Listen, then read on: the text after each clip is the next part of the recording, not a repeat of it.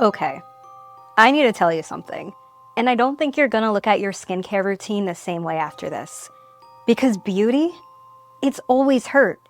Literally, since the beginning of time. So I started looking into old beauty practices, thinking I'd find some weird little historical trivia for my coffee reels. Oh, people used honey and herbs for moisturizer. You know, cute, natural, harmless. But what I found was actually horrifying. So tonight, we're going on a journey through centuries of beauty torture, one generation at a time. So, let's start at the beginning. Well, not the beginning. We're not going into the cavewoman era, although I bet they had some pretty interesting routines. But let's drop ourselves into the 1500s. Picture this. England. Cold, damp, candlelight flickering off a big wooden vanity. You're a woman with zero rights, zero choices, but one tool. Your appearance. And the goal? Pale skin. Like ghost level pale. The kind of white that says, I've never worked a day in the sun because I'm rich, I'm important, and probably being courted by some dude with a powdered wig and a title. And to get this powdered finish look, it came from something called Venetian ceruse. It sounds kind of bougie, right? Wrong. It was lead mixed with vinegar. Like straight up poison, rubbing it all on their faces. But let's make it high fashion, shall we? And the queen of this look was Queen Elizabeth herself. Queen Elizabeth I was the blueprint for pageantry. The pale skin, the crimson lips, the almost inhuman glow. She set the standard, and every noblewoman wanted to copy her. Her go-to cosmetic? Ceruse. And yeah, it did the job. It smoothed everything out, made your face glow like moonlight on a marble tombstone. But it also started to eat you alive. Your gums would blacken, your teeth would fall out, skin would blister and scar. Some women lost parts of their faces. So what did they do? They put more on to cover up the scars. Elizabeth herself is believed to have suffered from hair loss, neurological issues, and permanent facial damage because of it. But she kept applying it because the alternative was being seen as less than, as common. This wasn't about feeling cute. This was about power. Your entire existence, marriage, social status, security, it depended on looking a certain way. And in that century, beautiful meant looking delicate, flawless, and half a step from the grave. So yeah, if you've ever felt pressure to look perfect, imagine being told you weren't even allowed to show your real skin unless it was coated in death. And I know we like to think we've come a long way, but have we really? If you're already feeling called out, no judgment. We've all been there. That's kind of why I'm making this video. If stories like this make your skin crawl in the best way, be sure to hit that subscribe button, because I've got more coming and it only gets weirder from here. Listen, if you think a little lead was bad, just wait, because next we're diving into corsets tight enough to snap your ribs, women literally eating arsenic wafers to brighten their skin, and spa treatments that involved fire to the face. Have you ever heard of raw meat face masks or beauty tools that look like medieval torture devices? Yeah, then you'll definitely want to stay till the end. Let's drop ourselves into the beauty world of the 1700s and 1800s, where elegance meant pain, and glamour often came with a side of long-term organ damage. Imagine this. You're lying back in a dim candlelit room. The air smells like perfume and hot metal, and you've just paid for one of the best spa treatments money can buy. And then, with total seriousness, your beauty practitioner places a slab of raw meat across your face. Yes, this was real. Raw meat facials were a thing. People believed the enzymes in the meat would tighten your skin and reduce redness, giving you that fresh, youthful glow. And there was no refrigeration, there were no gloves being used, just slightly spoiled beef pressed onto your pores in the name of refinement.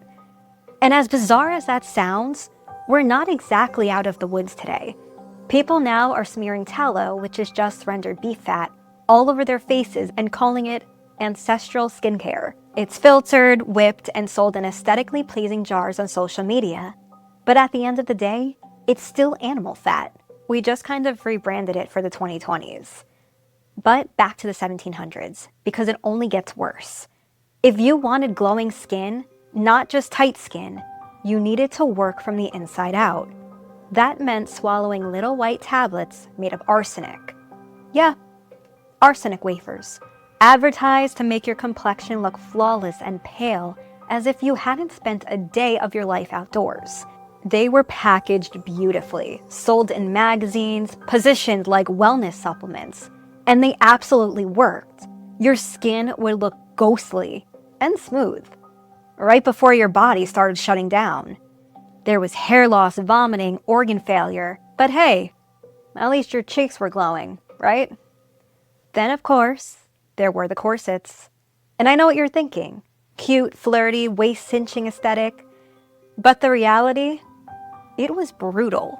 Corsets weren't delicate. They were made of whalebone, metal, sometimes wood. They compressed your torso so tightly that your ribs would shift and your internal organs would actually move to make space. Women fainted, not because they were fragile, but because they couldn't breathe. And they wore these all the time, even during pregnancy.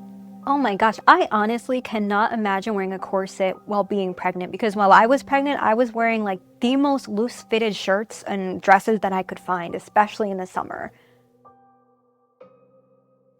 But the tighter your waist, the higher your status.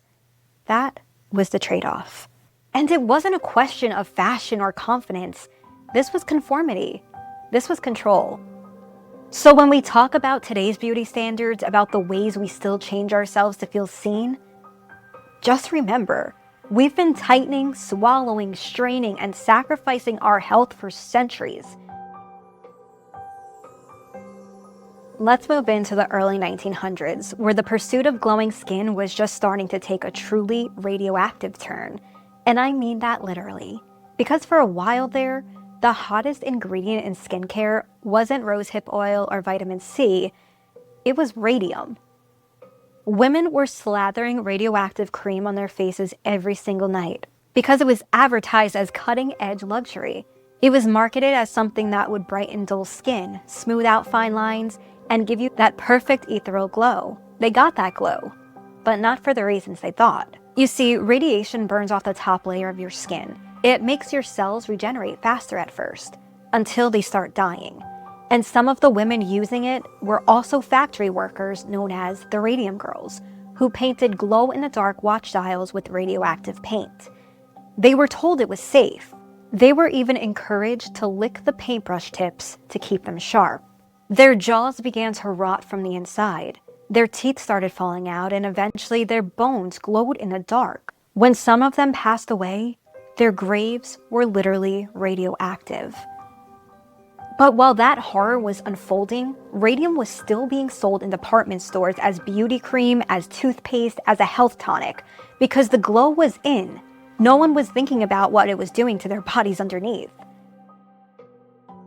And that brings us to the next phase of early 20th century skincare horror, the phenol acid peel. Phenol peels weren't your basic spa facial. This wasn't refreshing glow. This was a full-on chemical burn applied directly to your face. It removed several layers of skin, leaving raw tissue that had to regenerate over weeks, if it healed properly at all. The procedure was so intense that patients had to be hooked up to heart monitors during the treatment, because phenol is so toxic that it can affect your heart rate while it's being applied. But actresses were lining up for it, because in Hollywood, your face was your currency, and people were willing to risk everything to stay in the game. So, they smiled through the acid, let it burn, and hoped their careers would still be waiting when the swelling went down. These days, we talk about chemical peels like they're no big deal, just part of the routine. But this was the original peel.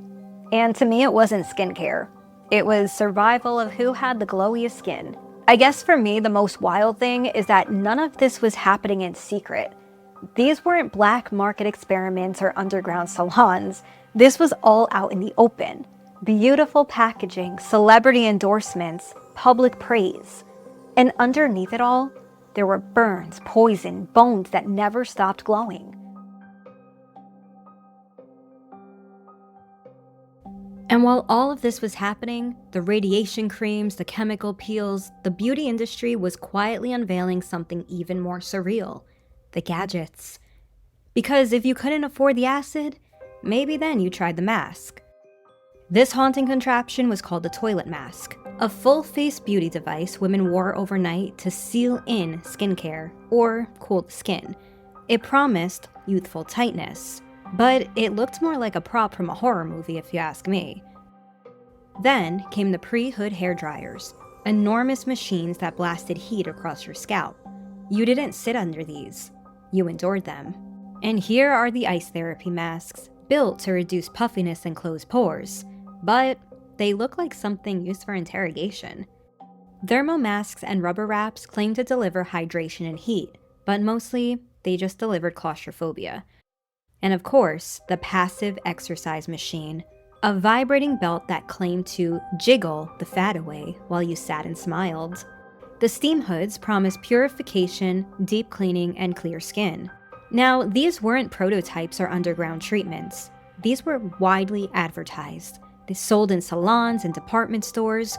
Beauty wasn't just painful, it was mechanical, radioactive, and mass-marketed. Now, let's talk about a different kind of beauty horror. One a lot of us actually lived through. In the late 1990s and early 2000s, we weren't smearing radium on our faces anymore, but we were living through a cultural moment that made being thin an actual obsession. It wasn't a preference, it was a requirement. Everywhere you looked, the ideal was the same: extremely skinny, perfectly smooth, not a wrinkle or blemish in sight. Chic was in, and I don't mean that metaphorically. That was an actual name of the aesthetic. The goal was to look hollowed out and fragile, collarbones sharp enough to cut glass, thin enough that your jeans fell off your hips, but not so thin that you look sick. Just editorial. And if you didn't look like that naturally, there were no shortage of advice on how to force yourself into it. Women's magazines printed diet plans right next to ads for Slim Fast and plastic surgery.